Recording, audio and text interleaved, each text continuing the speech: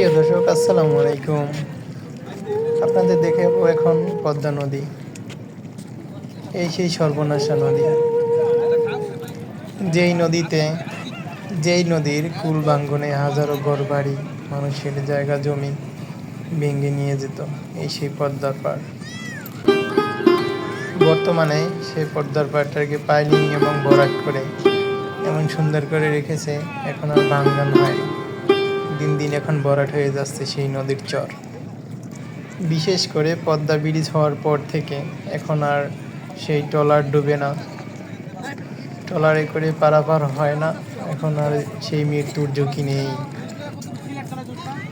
বর্তমানে খুবই শান্ত এই নদী। বিকেলবেলা দেখার জন্য হাজার হাজার দর্শক ভিড় করে এই নদীর পাড়ে। নদীর পানি দেখলে বোঝাই যায় না এই সেই পদ্মা নদী।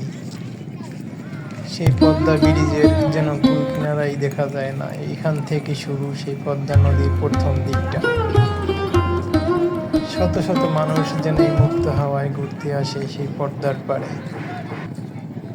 সত্যি অপরূপভাবে সেই পদ্মার পাড়টাকে সংস্কার করা হয়েছে।